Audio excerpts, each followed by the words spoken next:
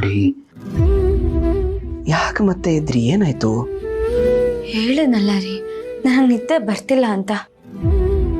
ಚಿನ್ನುಮರಿ ನೋಡಿ, ನಾನು ಆಗ್ಲೇ ಹೇಳಿದ್ನಲ್ಲ ನಿಮಗೆ, ಮೊಲ ಅಲ್ಲಿ ಕ್ಷೇಮವಾಗಿದೆ, ನೆಮ್ಮದಿಯಾಗಿದೆ. ನೀವು ಅದ್ರ ಬಗ್ಗೆ ಯೋಚನೆ ಮಾಡ್ತಾ ಇಲ್ಲಿ ನೆಮ್ಮದಿ ಕಳ್ಕೊಂಡ್ರಿ ಏನು ಉಪಯೋಗ? ಬನ್ನಿ ನಿದ್ದೆ ಮಾಡೋಣ ಬನ್ನಿ. ಇಲ್ಲ ರೀ, ನಾನು ಆರಾಮಾಗೇ ಇದ್ದೀನಿ, ನೀವು ಹೋಗಿ ಮಲ್ಕೊಳ್ಳಿ. ಚಿನ್ನುಮರಿ, ನೀವು ಬರೀ ನನ್ನ ಸಮಾಧಾನಕ್ಕೋಸ್ಕರ ಹೀಗೆ ಹೇಳ್ತಾ ಇದ್ದೀರಾ ಅಷ್ಟೇ, ಆದರೆ ಮನಸ್ಸು ತುಂಬ ನಿಮಗೆ ನೋವೇ ಇದೆ.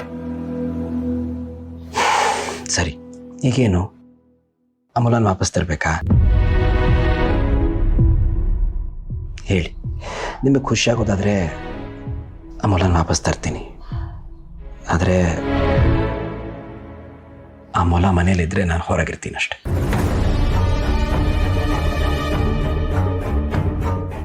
ರೀ, ಯಾಕೆ ಹೀಗೆಲ್ಲ ಮಾತಾಡ್ತಿದ್ದೀರಾ ನೀವು? ನನಗೆ ಆ ಮೊಲ ಮುಖ್ಯ ಅಲ್ಲ ರೀ, ನೀವು ನನಗೆ ಮುಖ್ಯ. ನಿಮ್ಮ ಪ್ರೀತಿ ನನಗೆ ಬೇಕು. ಮತ್ತೆ ನಾನು ಅಷ್ಟೊಂದು ಪ್ರೀತಿ ಮಾಡ್ತಿದ್ದೀರಿ ಅಂದಮೇಲೆ ಯಾಕೆ ಹೀಗೆ ಓಡಾಡ್ತಾ ಇದ್ದೀರಿ? ಯಾಕೆ ತಲೆ ಕೆಡಿಸ್ಕೊತಾ ಇದ್ದೀರಿ? ನೀವೀಗ ಬೇಜಾರು ಮಾಡಿಕೊಂಡು ನನ್ನ ಮನಸ್ಸಿಗೂ ನೋವು ಮಾಡ್ತಿದ್ದೀರಿ ಅಲ್ವಾ? ಅದೆಷ್ಟು ಸರಿ ಚಿನ್ನುಮರಿ? ಸಾರಿ ರೀ, ನಾನು ಮತ್ತೆ ಹೇಗೆ ಮಾಡಲ್ಲ.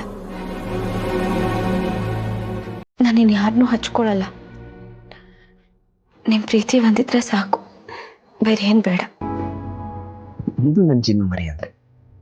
ನೋಡಿ, ನೀವು ಯಾವಾಗಲೂ ನಗ್ನಂತ ಹೀಗೆ ಸಂತೋಷವಾಗೇ ಇರಬೇಕು. ಅದನ್ನು ಬಿಟ್ಟು ಬೇಜಾರು ಮಾಡ್ಕೊಂಡು ಓಡಾಡ್ತಾ ಇದ್ರೆ ನನಗೊಂಥರ ಭಯ ಆಗುತ್ತೆ ಚಿನ್ನುಮರಿ. ಆ ಭಯದಲ್ಲಿ ನಾನು ಏನು ಮಾಡ್ತೀನೋ ನನಗೆ ಗೊತ್ತಾಗಲ್ಲ.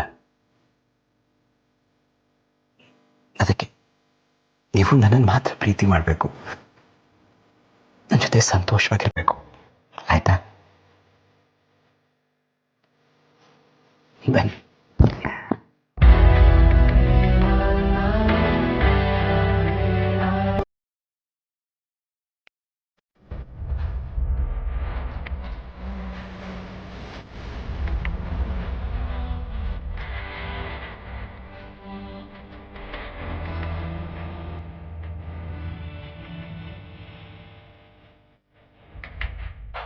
ರಾತ್ರಿನ ಹೇಳಿದ್ದೀನಿ, ಬ್ಯಾಂಕ್ ಹೋಗಿ ದುಡ್ಡು ತರ್ತೀನಿ.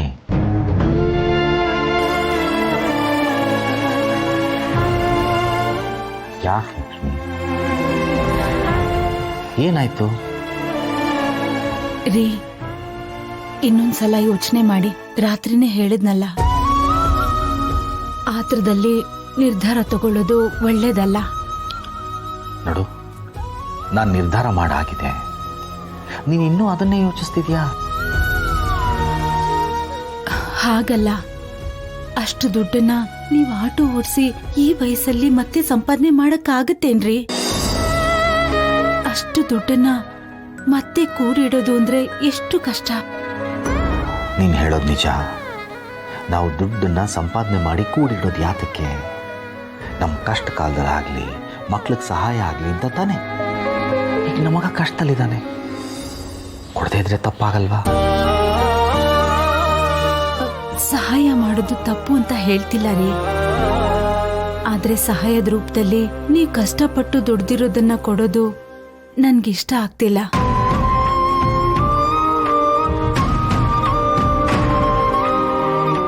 ನೋಡ್ ಲಕ್ಷ್ಮಿ, ಈಗಾಗಲೇ ಮನೆಯವ್ರಿಗೆಲ್ಲ ನಿಮ್ಮ ಕೈಲಾದ ಸಹಾಯ ಮಾಡಿ ಅಂತ ಕೇಳಿದ್ದೀವಿ. ಅವ್ರನ್ನ ಕೇಳಿ ನಾವು ಕೊಡಲಿಲ್ಲ ಅಂದರೆ ಹೇಗೆ? ನಮ್ಮ ಕೈಲಾದ ಸಹಾಯ ಮಾಡಬೇಕಲ್ವಾ? ಇಲ್ಲಾಂದರೆ ಮಕ್ಕಳು ಸೊಸೆದಿರು ಏನು ಅಂದ್ಕೊಳ್ತಾರೆ? ನಾವು ದುಡ್ದು ಕೂಡಿಡೋದನ್ನೇ ಕಷ್ಟಕ್ಕಾಗಲಿ ಅಂತ. ಸಂತು ಕಷ್ಟದಲ್ಲಿದ್ದಾನೆ, ಕೊಡ್ತಾ ಇದ್ದೀವಿ. ನೋಡು, ಈ ದುಡ್ಡಿನ ಬಗ್ಗೆ ನೀನು ಏನು ಯೋಚನೆ ಮಾಡಬೇಡ. ಆ ಭಗವಂತ ಏನೋ ಒಂದು ದಾರಿ ತೋರಿಸ್ತಾನೆ. ನೀವೊಂದ್ಸಲ ನಿರ್ಧಾರ ಮಾಡಿದ್ಮೇಲೆ ಅದನ್ನ ಬದಲಾಯಿಸಲ್ಲ ಅಂತ ನನಗೆ ಗೊತ್ತು ರೀ. ಆದ್ರೂ ಒಂದು ಮಾತು ಹೇಳ್ದೆ ಅಷ್ಟೇ. ಸರಿ, ನಿಮ್ಗೇನ್ ಮಾಡಬೇಕು ಅನ್ಸುತ್ತೋ ಹಾಗೆ ಮಾಡಿ. ಹೋಗಿ ದುಡ್ಡನ್ನ ತಗೊಂಡು ಬನ್ನಿ, ಬರ್ತಾ ಹುಷಾರಾಗಿ ಬನ್ನಿ. ಆಯಿತು.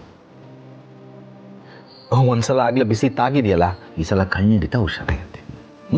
ಬರಲಾ?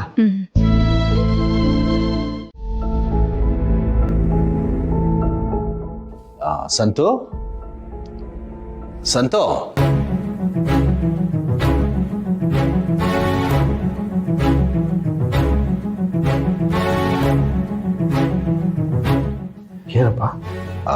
ನೀನು 5 ಲಕ್ಷ ಬೇಕು ಅಂತ ಕೇಳಿದ್ದಲ್ಲ, ತಗೋ ಲಕ್ಷ್ಮಿ. ತಗೊಳಪ್ಪ.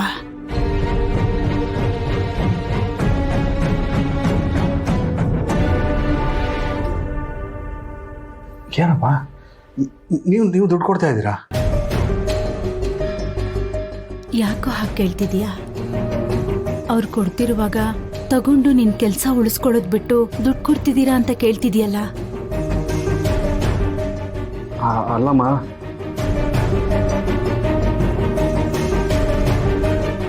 ಇಷ್ಟೊಂದು ದುಡ್ಡು, ಅಪ್ಪಂಗೆ ಬೇರೆ ಕೆಲಸ ಇಲ್ಲ, ಜಾಸ್ತಿ ಬಡ್ಡಿಗೆ ದುಡ್ಡು ತಂದು ಮತ್ತೆ ತೊಂದರೆ ಆಗಬಾರ್ದು ಅಂತ.